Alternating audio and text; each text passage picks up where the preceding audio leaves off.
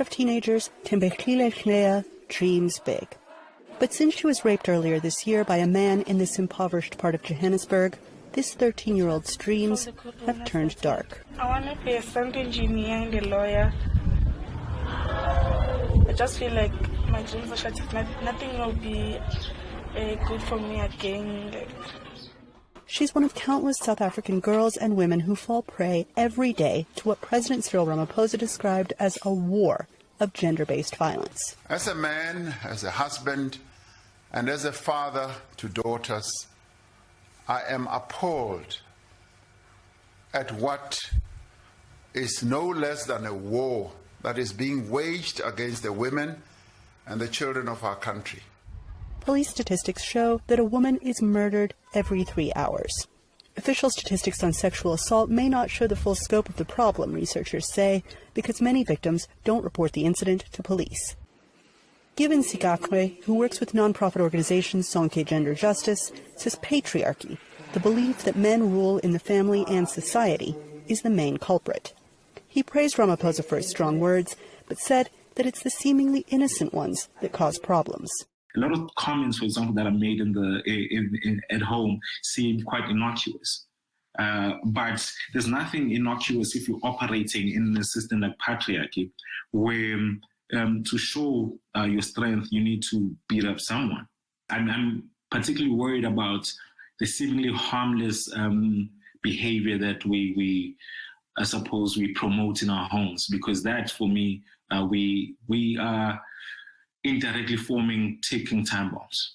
17-year-old Aquilene Shaku says she's seen how words can hurt. Like last week, when my dad came home, I don't know what happened. So he started shouting at my mom and swearing at her.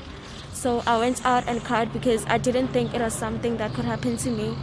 I thought, not at first I thought that gender-based violence is about physical abuse only.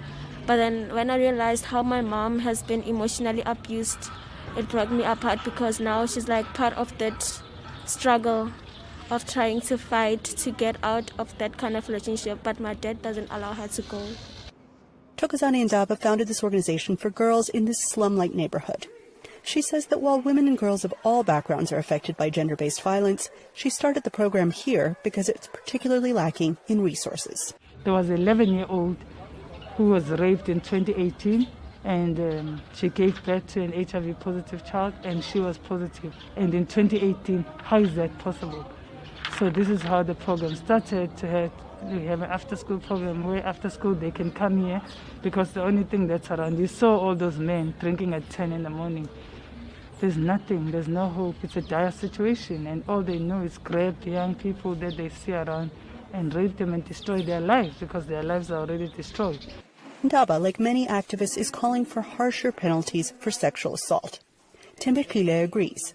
She recently learned, when she saw him on the street, that the man who raped her was released on bail. That provoked a tailspin of emotions. Do you think he should go to jail for a long time? Yes, I think so, because there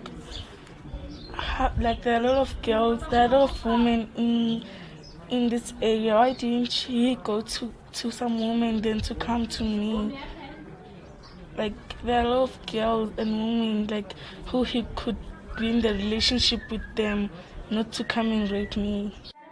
But these young women say they will not let their assailants redefine their lives or their dreams. Anita, Powell, VOA News, Johannesburg.